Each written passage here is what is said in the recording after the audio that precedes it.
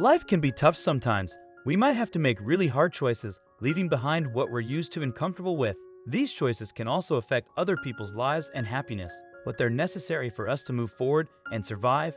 Today's story is about one of those tough situations where doing what's right and what's needed are the same thing, making it impossible to just wait for someone else to decide. Tommy Norman was a respected police officer in Arkansas, 42 years old. People admired him for how he looked after everyone's safety in North Little Rock. He grew up in Little Rock, but his family came from New Mexico to Arkansas in the 1920s. Back then, it was hard to find a steady job, especially in rural areas. When his grandparents came to North Little Rock, they didn't have much money. They had to start from scratch, taking low-paying jobs. It was tough, but after 5 years, it started one of the top 10 steakhouses in Arkansas, Grandma's Brazier. It became a big success and lifted the whole family out of poverty. Later, Tommy's parents took over the restaurant and kept up its good name.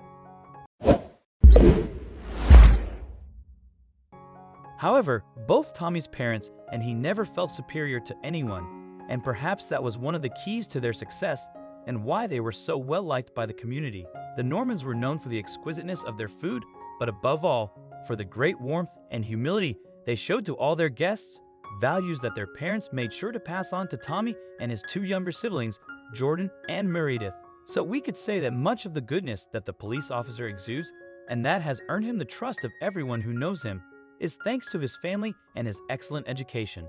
Although to say that would not do justice to the excellent work Tommy has done during his more than 20 years as a police captain.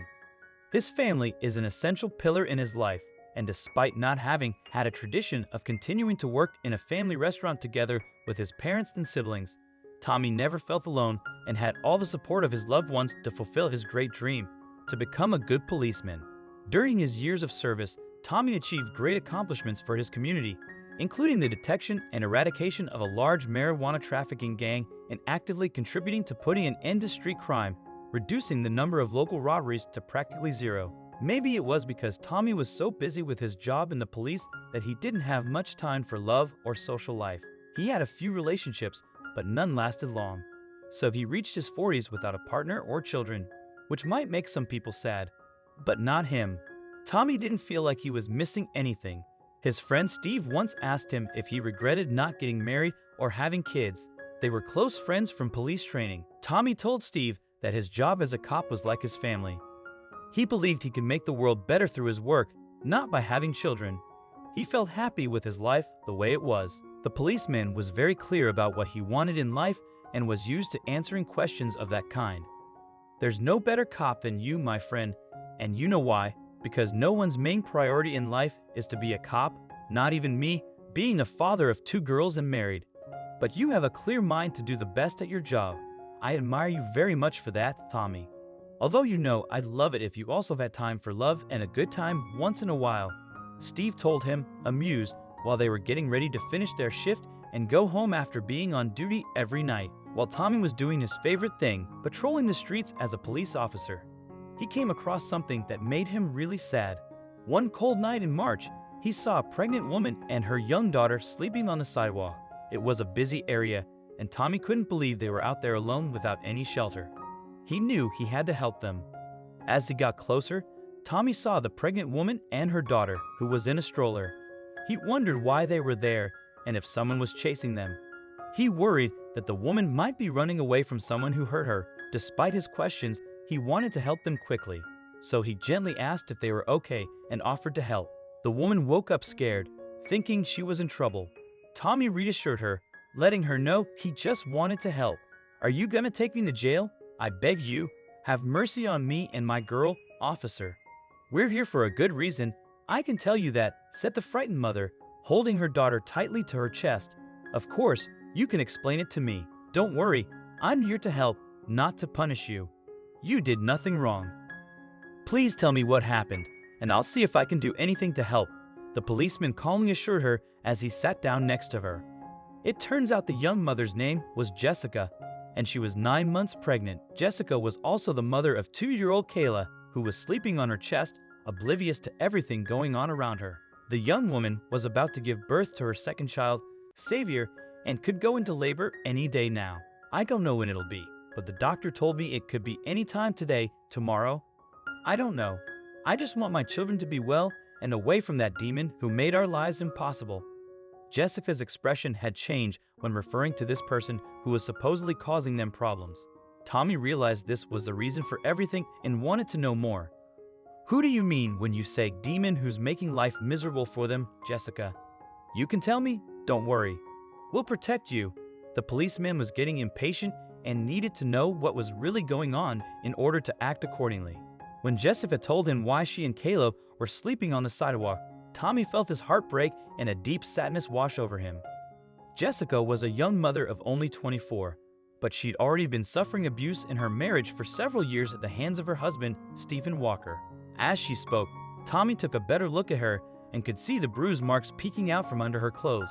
He shuddered to think of what that poor woman had to endure. She told him that after the last beating, which had taken place just a few weeks ago, she decided the only way to survive and protect her daughter and baby was to run away in the middle of the night. For several weeks, they'd been able to stay in a women's shelter, but they had overstayed their allowance.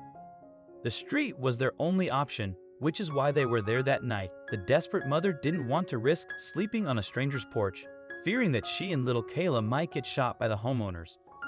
So, she decided to lay down on the busy sidewalk, thinking that at least there would be people around, so hopefully nothing bad would happen. "Being in the middle of so many people is my way of keeping myself safe. I know my husband wouldn't dare hit me in public. That's why we're here, sleeping officer. If I had any other choice, I wouldn't be with my 2-year-old daughter in the middle of the street, I assure you," said Jessica, very upset as she hugged her daughter. "You don't have to apologize, Jessica. You're the victim, and the one who should be running away and scared of what might happen to him should be your husband. I assure you that you will be safe now, and neither you nor your children will ever suffer at the hands of that man again. Justice will go after him and protect you, I swear to you," the policeman told her confidently as he mentally drew up a plan to protect Jessica and her children and prevent them from spending another night out in the open.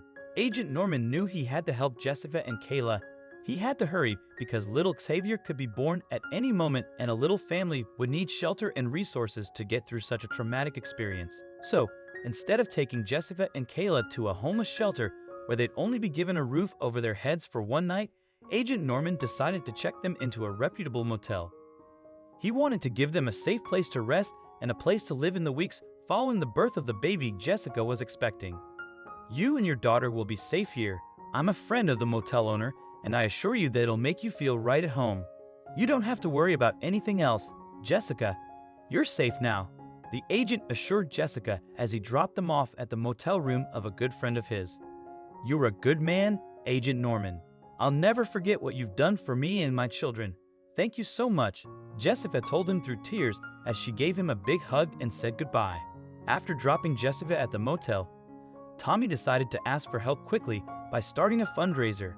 Even though Norman didn't use social media much, he decided to share Jessica's story online.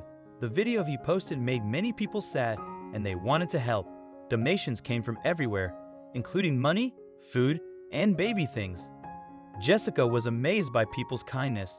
A few weeks later, she had her baby Xavier, and they continued to live in the motel. Norman stayed with them, helping to find a permanent home. He also helped find Jessica's husband and put him in jail. Now, Jessica and her kids can live without fear, thanks to Norman and the strangers who helped them.